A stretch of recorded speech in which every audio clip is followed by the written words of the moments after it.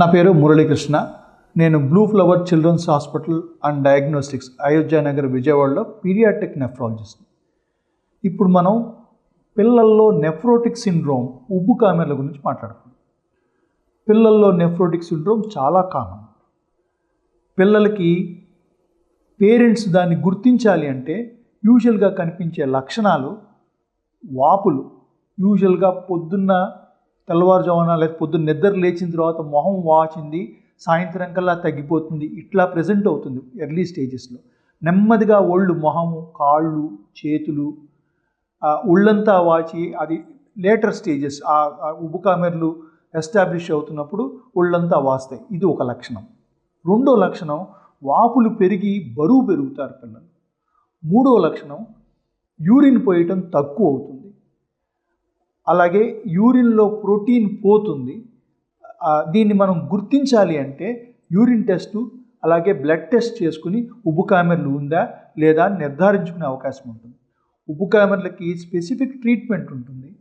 దానికి 3 నుంచి 4 నెలల పాటు ట్రీట్మెంట్ వాడాల్సి ఉంటుంది. అంతకాలం ట్రీట్మెంట్ వాడుతున్నాం కాబట్టి ఉబ్బు కామెర్లు ఉంది అని ఖచ్చితంగా కన్ఫర్మ్ చేసుకుంటే కానీ దానికి సంబంధించిన ట్రీట్మెంట్ స్టార్ట్ చేయం. ప్రతి 1,00,000 మంది పిల్లల్లోనూ 2 నుంచి 7 పిల్లలు ప్రతి సంవత్సరం ఉబ్బు కామెర్లతో బయటకు వస్తారు. యూజువల్గా సాధారణంగా పిల్లలు 2 నుంచి 7 సంవత్సరాల పిల్లల్లో ఈ ఉబ్బు కామెర్లు ఎక్కువగా ఉంటుంది. మోస్ట్ ఆఫ్ ద టైమ్స్ చాలామంది పిల్లలు యూజువల్గా 3 ఇయర్స్ ఏజ్ అప్పుడు ఉబ్బు కామెర్ల లక్షణంతో బయటపడతారు. 1 సంవత్సరం నుంచి 10 సంవత్సరాల వయసులో ఉబ్బు కామెర్లు ఎక్కువ మంది పిల్లల్లో ప్రజెంట్ అవుతుంది. దీన్ని ప్రైమరీ నెఫ్రోటిక్ సిండ్రోమ్ అంటాం. అలాగే సెకండరీ వర్షన్ అని ఉంటుంది. సెకండరీ నెఫ్రోటిక్ సిండ్రోమ్ అంటే శరీరంలో వేరే చోట వేరే సిస్టమ్స్ ఎఫెక్ట్ అయ్యి అందులో కిడ్నీ కూడా ఎఫెక్ట్ అయ్యే అవకాశం ఉంటుంది. ఎస్ఎల్ఈ అని ఒక కండిషన్ ఉంది. అలాగే హీనాక్సాల్ని పర్పురాన్. ఈ కండిషన్స్లో శరీరంలో వేరే సిస్టమ్స్ కూడా ఎఫెక్ట్ అవుతాయి.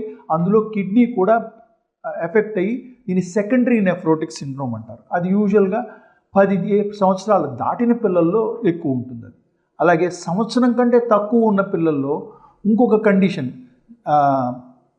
కంజెనిటల్ నెఫ్రోటిక్ సిండ్రోమ్ అని ఉంది. అది జన్యుపరంగా ఉండే లోపాలతో వచ్చే నెఫ్రోటిక్ సిండ్రోమ్. ఆ ఎంటిటీ సపరేట్.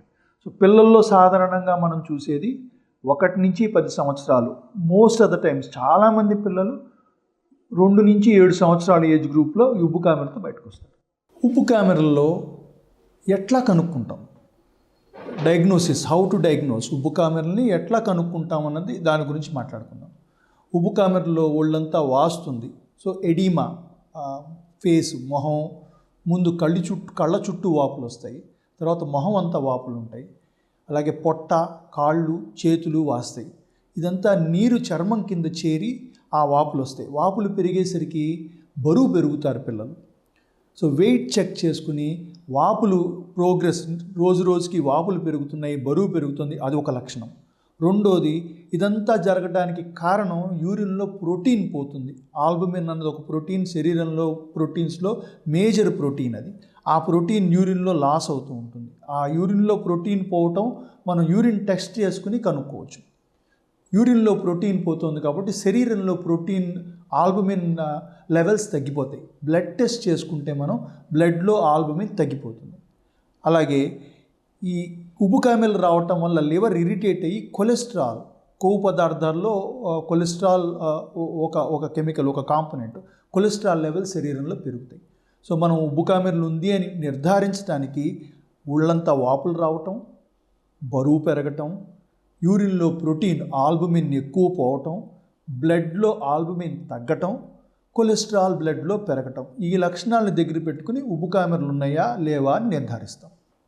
ఉబ్బు కామెర్లు ఉన్నాయి అని మనం కన్ఫర్మ్ చేసుకున్న తర్వాత ఆ టైంలో ఇన్ఫెక్షన్లు ఉన్నాయా, ఓవరాల్గా చైల్డ్ ఎలా ఉన్నాడో చూసుకుని దాన్ని బట్టి దానికి తగ్గ ట్రీట్మెంట్ని స్టార్ట్ చేస్తాం. ఉబ్బు కామెర్ల ట్రీట్మెంటు, దానికి మెయిన్ ట్రీట్మెంట్ స్టెరాయిడ్స్, ప్రెడ్నిసోలోన్ కానీ అట్లాంటి గ్రూప్ సంబంధించిన స్టెరాయిడ్ ట్రీట్మెంట్ దానికి మెయిన్ ట్రీట్మెంట్. అది తప్ప అటాక్లో వేరే ఆప్షన్ లేదు. స్టెరాయిడ్స్ పెట్టే ముందు ఇన్ఫెక్షన్ లేవని ప్రూవ్ చేసుకోవాలి. అలాగే 3 నుంచి 4 నెలల పాటు ట్రీట్మెంట్ ఉంటుంది. సాధారణంగా జనాలు వచ్చి పిల్లలకి ట్రీట్మెంట్ స్టార్ట్ చేస్తారు, 2-3 వారాల్లో ఇంప్రూవ్మెంట్ కనిపించగానే ట్రీట్మెంట్ ఆపేస్తారు. అలా చేయకూడదు. ట్రీట్మెంట్ ఆపేస్తే అప్పటిదాకా వచ్చిన బెనిఫిట్ వెనక్కిపోగా ఉబ్బు కామెర్లు మళ్ళీ తీవ్రమై ఉధృతంగా మారుతుంది. అందుకే ట్రీట్మెంట్ కోర్స్ని జాగ్రత్తగా పూర్తి చేసుకుని రెగ్యులర్గా ఫాలో అప్ చేసుకుంటే ఉబ్బు కామెర్లు పూర్తిగా క్యూర్ చేయొచ్చు. పిల్లల్లో ఉబ్బు కామెర్లు రకరకాలుగా ప్రెజెంట్ అవుతుంది. ఇది కొంతమందికి వచ్చిపోయే కండిషను, కొంతమందికి మళ్ళీ అటాక్లు వస్తాయి. రిలాప్సింగ్ డిసీజ్ అంటాం. ఎవరికి ఎన్ని అటాక్లు వస్తాయో తెలియదు, కానీ 15-16 ఏళ్ల వరకు పిల్లలకి మల్టిపుల్ అటాక్స్ వస్తాయి. కొంతమందికి తరచుగా వస్తాయి, వాళ్ళని ఫ్రీక్వెంట్లీ రిలాప్సింగ్ నెఫ్రోటిక్ సిండ్రోమ్ అంటాం. కొంతమందికి తక్కువ అటాక్లు వస్తాయి, వాళ్ళని ఇన్ఫ్రీక్వెంట్ రిలాప్సింగ్ నెఫ్రోటిక్స్ అంటే తక్కువ అటాక్లు వచ్చే గ్రూపు, ఎక్కువ అటాక్లు వచ్చే గ్రూపు. ఎక్కువ అటాక్లు వచ్చే గ్రూప్కి ప్రతి అటాక్లోనూ స్టెరాయిడ్ డోస్ ఇవ్వటం వల్ల స్టెరాయిడ్ వల్ల వచ్చే సైడ్ ఎఫెక్ట్లు ఎక్కువ అవుతాయి.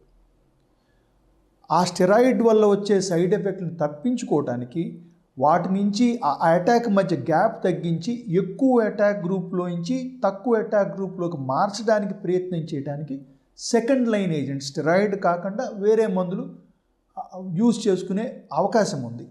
ఏ మందు ఎవరికి యూజ్ చేయాలి అన్నది ఆ పిల్లల ఏజ్ బట్టి, వాళ్ళ ఉబ్బు కామెర్ల నేచర్ బట్టి, వాళ్ళ రెస్పాన్స్, ట్రీట్మెంట్ రెస్పాన్స్ బట్టి నిర్ధారిస్తాం.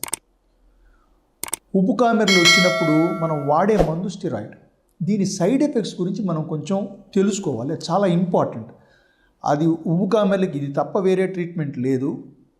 దాని నుంచి వచ్చే సైడ్ ఎఫెక్ట్లు ఎక్కువ కాలం ఆ మందు వాడాల్సి వస్తుంది కాబట్టి దాని సైడ్ ఎఫెక్ట్స్ గురించి తెలుసుకుని అవసరం లేని చోట కంట్రోల్లోకి వచ్చినప్పుడు ఎంత వీలైతే అంత తొందరగా మనం ఆ డోస్ తగ్గించుకుంటే సైడ్ ఎఫెక్ట్ల నుంచి తప్పించుకుంటాం. ఆ సైడ్ ఎఫెక్ట్లు కామన్గా చూసేవి ఏంటి? స్టెరాయిడ్ వాడే పిల్లలకి ఆకలి పెరుగుతుంది. ఆకలి పెరిగితే ఎక్కువ తింటారు, ఎక్కువ తింటే బరువు పెరుగుతారు. సో ఊబకాయం వచ్చే రిస్క్ ఉంటుంది, ఒబేసిటీ అంటాం. అలాగే స్టెరాయిడ్ వల్ల బీపీ పెరుగుతుంది, షుగర్ పెరుగుతుంది. అలాగే లాంగ్ టర్మ్ ఎక్కువ కాలం దీర్ఘకాలిక స్టెరాయిడ్ వాడకం ఉంటే కంట్లో క్యాట్రాక్ట్ వచ్చే అవకాశం ఉంది. అలాగే చర్మం మీద స్ట్రై అంటాం, స్కిన్ మీద మార్క్స్ కానీ మచ్చలు కానీ ఉంటాయి. అలాగే గ్యాస్ట్రైటిస్, గ్యాస్ ప్రాబ్లం పెరిగి గ్యాస్ట్రైటిస్ వచ్చే రిస్క్ ఎక్కువ ఉంటుంది. అలాగే స్టెరాయిడ్ వల్ల ఎముకలు కొంచెం వీక్ అయ్యి బోన్ మినరలైజేషన్ డిసీజ్ అంటాం, అంటే ఎముకలు కొంచెం వీక్ అయ్యి కాల్షియం లెవెల్స్ తగ్గి. సో ఈ కండిషన్స్ కొన్నిటిని మనం తక్కువ కాలం స్టెరాయిడ్ వాడి తొందరగా ఆ మందుని రెస్పాన్స్ రాగానే డోస్ తగ్గించుకుని మినిమం డోస్కి వెళ్ళిపోతే చాలా వరకు సైడ్ ఎఫెక్ట్లు మనం ఆపుకోగలుగుతాం, రాకముందే మనం ప్రివెంట్ చేసుకోగలుగుతాం. అలాగే కొన్ని రకాల సైడ్ ఎఫెక్ట్స్కి స్టెరాయిడ్ మందులు పెట్టేటప్పుడే దాంతోపాటే ఇప్పుడు ఈ bone mineralisation disease calcium levels తగ్గుతాయి అనుకున్నాం, దానికి విటమిన్ డి కాల్షియం సిరప్, ఎముకలు బలపడటానికి రెగ్యులర్గా వాడే సిరప్పే, బలానికి వాడే మందునే జాగ్రత్తగా ముందుగానే స్టార్ట్ చేస్తాం. అలాగే గ్యాస్ట్రైటిస్ ఉంది, గ్యాస్ ప్రాబ్లం ఉన్న పిల్లలకి స్టెరాయిడ్ మీద పెట్టినప్పుడు వీళ్ళ గ్యాస్ ప్రాబ్లం రాకుండా ఆ మందుని ముందుగానే స్టార్ట్ చేస్తే గ్యాస్ట్రైటిస్ మనం ప్రివెంట్ చేయగలం. ఇది కాకుండా ఎక్కువ కాలం స్టెరాయిడ్ వాడితే ఇందాక అనుకున్నట్టుగా బీపీ పెరగటం ఒకటి, ఊబకాయం, ఆకలి పెరిగి ఎక్కువ తిని ఊబకాయం ఒకటి, ఈ సైడ్ ఎఫెక్ట్లన్నీ ఎక్కువ కాలం స్టెరాయిడ్ వాడితే వచ్చే సైడ్ ఎఫెక్ట్స్. దాన్ని మనం రెగ్యులర్గా ఫాలో అప్ చేసుకుంటూ ఈ మందు వాడక తప్పదు, ఎక్కువ అటాక్లు వస్తున్నాయని పిల్లల్ని గుర్తించగలిగితే, ఎర్లీగా గుర్తిస్తే స్టెరాయిడ్ కాకుండా స్టెరాయిడ్ స్పేరింగ్ మెడిసిన్స్ అని ఉంటాయి. ఒక్కొక్క అటాక్కి గ్యాప్ పెంచే దానికి హెల్ప్ చేసే మందులు స్టెరాయిడ్ స్పేరింగ్ ఏజెంట్స్ అంటాం. వాటిని మనం ఏ పిల్లల్లో అయితే ఇంక ఇది తప్పదు ఎక్కువ అటాక్లు వస్తున్నాయి పిల్లల్లో అనుకుంటే ఆ స్టెరాయిడ్ స్పేరింగ్ మెడిసిన్స్ మనం ఎర్లీగా యాడ్ చేసుకుని స్టెరాయిడ్ మీద డిపెండెన్సీ తగ్గించుకోవాలి.